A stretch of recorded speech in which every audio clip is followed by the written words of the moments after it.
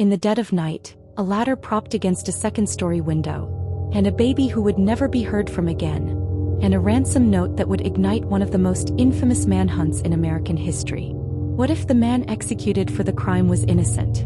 Or was he the monster who shattered a nation's hero?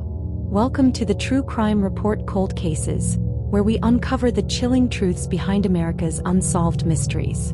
Stick around because today we're diving deep into the Lindbergh Kidnapping, the crime of the century that changed federal law forever.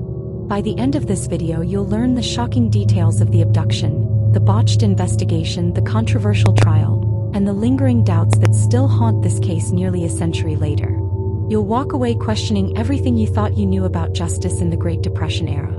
If you're new here, hit that subscribe button and turn on notifications. Let's unravel this together. Let's set the scene. It's March 1, 1932, in the quiet town of East Amwell, New Jersey. Charles Lindbergh, the legendary aviator who made the first solo transatlantic flight in 1927, and his wife and Mauro Lindbergh, are living at Highfields, their newly built country home in East Amwell, with some minor landscaping work still ongoing. Their 20-month-old son, Charles Augustus Lindbergh Jr., affectionately known as Little Lindy, is tucked into his crib on the upper floor. But around probably 9 p.m. or 10 p.m., the family's nurse, Betty Gow, checks on the baby, and he's gone. Vanished without a trace.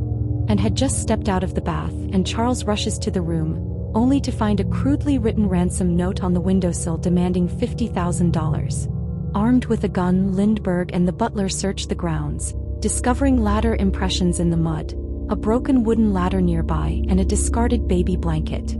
The police are called, but in those frantic first hours, hundreds of footprints trample the scene, destroying potential evidence. This is our central question. Who kidnapped the Lindbergh baby, and was justice truly served?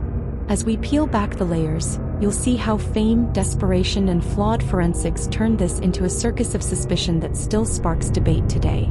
First, let's talk about the ransom note, a bizarre clue that screamed amateur yet hinted at something more sinister. Written in broken English with spelling errors like ready for ready and money for money, it read, "Dear Sir, have $50,000 ready. After 2 to 4 days we will inform you where to deliver the money.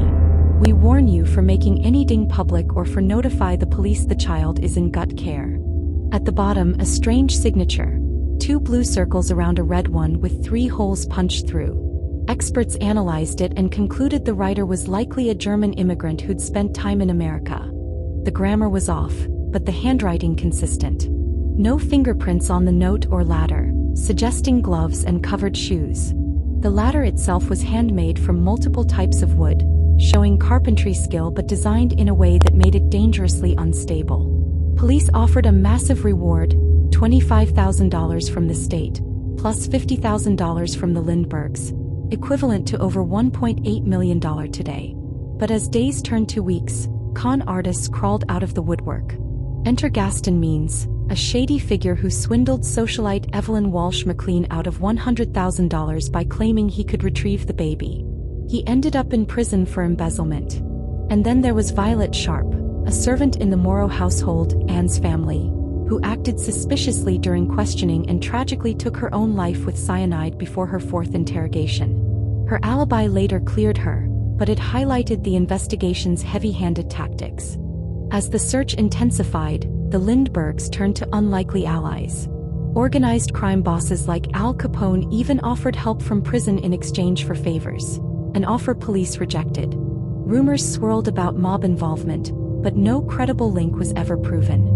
Then a retired Bronx teacher named John Condon, nicknamed Jafsy, inserted himself into the drama. He placed ads offering $1,000 to turn the baby over to a priest and received a letter authorizing him as the go-between. More ransom notes arrived, eventually raising the demand to $70,000. Condon met a shadowy figure called John in a cemetery, a Scandinavian-sounding man who promised the baby was safe on a boat. To prove it, he sent the child's sleeping suit. On April, demand rose to $70,000, but Condon negotiated it back down, handing over $50,000 in a custom wooden box, the original amount demanded, much of it in traceable gold certificates, and received a note stating that the baby was with 2 innocent women. But here's where curiosity builds. Was Cemetery John acting alone or part of a gang? And why did the money include those soon-to-be obsolete gold bills? Hang in there. The twists are just beginning. Tragedy struck on May 12, 1932, in a moment that shocked the world. A truck driver and his assistant pulled over near Hopewell Township, just miles from the Lindbergh home. While relieving himself in the woods, the assistant stumbled upon a decomposed toddler's body. Partially buried, skull fractured, scavenged by animals. Betty Gao identified it as little Charles from his overlapping toes and a homemade shirt. The cause? A blow to the head, likely during the abduction.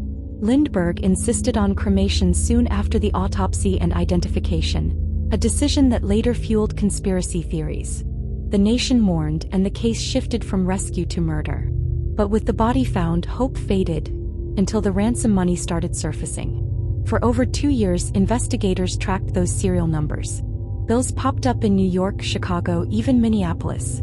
Many along the Lexington Avenue subway line in German neighborhoods. The breakthrough came on September 18, 1934. A bank teller spotted a gold certificate, traced via a license plate jotted by a suspicious gas station manager.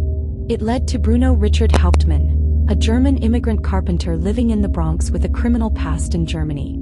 Arrested, he had a $20 gold certificate on him and over $14,000 of the ransom hidden in his garage. He claimed the ransom money came from a dead friend, Isidore Fish, who had supposedly owed him money, but investigators found no proof Fish ever possessed such funds. But police found more. A notebook sketch of a ladder like the crime scene one, Condon's phone number penciled on his closet wall, and wood from his attic matching the ladder's rail exactly. Hauptmann denied everything, but the evidence mounted. Now the story's most dramatic moment. The trial of the century, starting January 2, 1935 in Flemington, New Jersey. The courthouse was a media frenzy, reporters everywhere, hotels booked solid. Hauptmann faced capital murder charges. Prosecution paraded handwriting experts who matched his script to the notes, witnesses who saw him near the estate and that damning attic wood. He had quit his job right after the ransom payment and lived lavishly without work. Defense argued it was all circumstantial. No fingerprints in the nursery, no eyewitness to the crime. Hauptmann's wife testified about Fish, but rebuttals showed Fish was broke and dying. On February 13th, after a grueling trial, the verdict: guilty. Sentenced to death. Appeals failed despite Governor Hoffman's doubts and a secret visit to Hauptmann's cell. On April 3, 1936, Hauptmann was executed in the electric chair, proclaiming innocence to the end. But was that the end? Not quite. His widow fought for decades to clear his name, suing New Jersey twice in the 1980s, though the cases were dismissed. In the aftermath, questions lingered. Was Hauptmann framed? Alternative theories abound. Some say Lindbergh's interference botched the probe. Others point to missing fingerprints on the ladder or suggest insiders like servants were involved. Books like Ludovic Kennedy's question the evidence, while experts like Jim Fisher insist Hauptmann was guilty. One theory even claims Hauptmann conspired with 2 other Germans. To this day, the debate rages. Was it a lone wolf, a gang, or something closer to home? What do you think? Drop your theories in the comments below. Did justice prevail, or is this a true cold case miscarriage? That's the haunting tale of the Lindbergh Kidnapping, a crime that spurred the Federal Kidnapping Act and forever scarred American history. If this video gripped you, give it a thumbs up, share it with a true crime fan, and subscribe for more deep dives into forgotten cases. For more chilling stories like this, check out my playlist on other true crimes in America. From the Black Dahlia to the Zodiac Killer, we've got the mysteries that keep you up at night. Thanks for watching the True Crime Report Cold Cases. Stay curious, stay safe, and I'll see you in the next one.